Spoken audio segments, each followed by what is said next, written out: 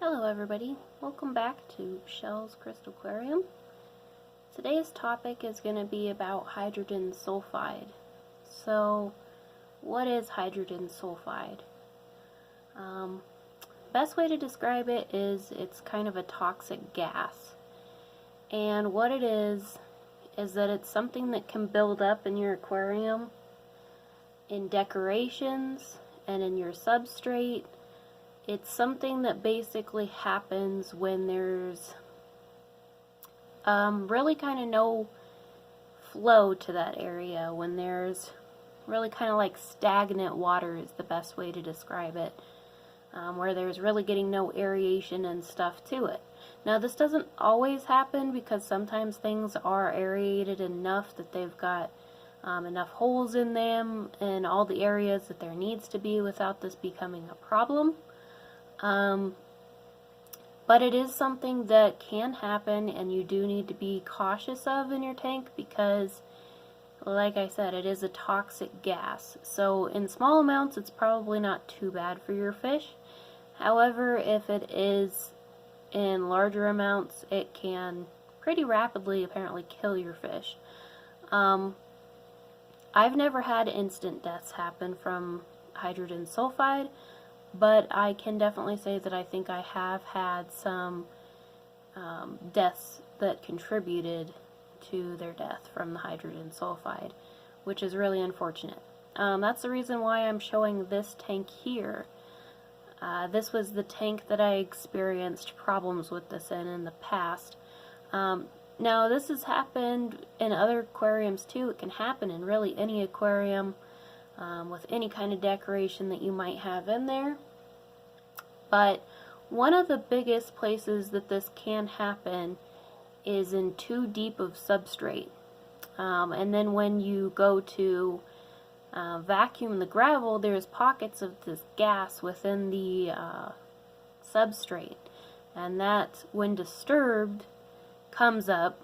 And like some people have said in their videos, it's like the gravel farts. And it smells like it too, guys. It's bad. It smells like rotten eggs. So it's not a pleasant smell, and you will definitely tell when it's in your tank. There's ways you can get rid of it.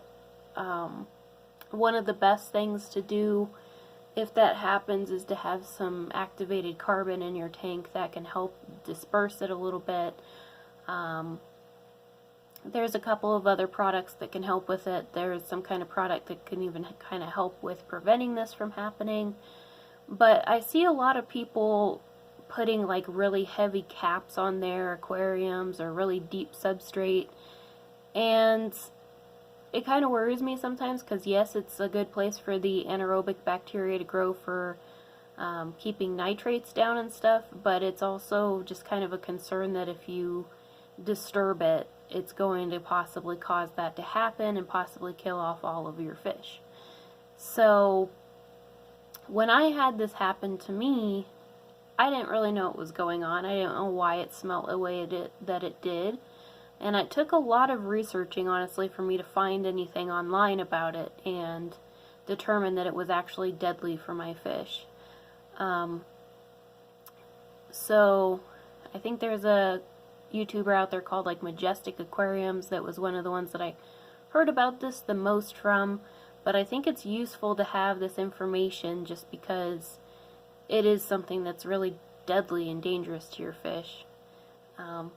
When it happened to my fish, I think it was more of a slow kind of killer to them, that it just kind of caused issues with them.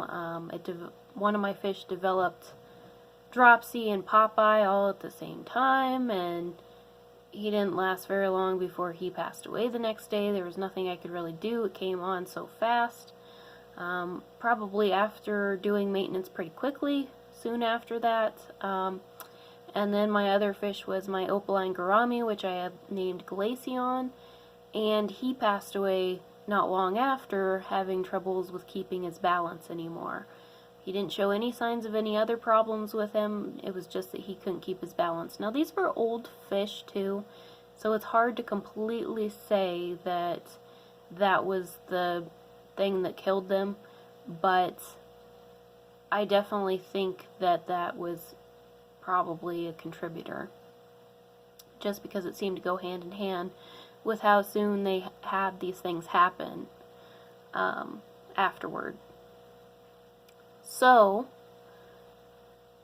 what I had to do with this tank is I pretty much ended up taking out all the gravel, everything. I was also having problems with cyanobacteria at some time at that point, which also might have been possibly a contributor.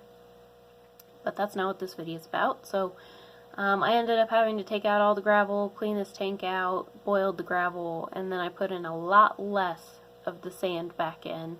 There's still a good amount. It's not completely bare in here, but one of the biggest things with hydrogen sulfide is that there has to be some kind of aeration and stuff over the gravel, not so deep and everything like that, to prevent that from happening.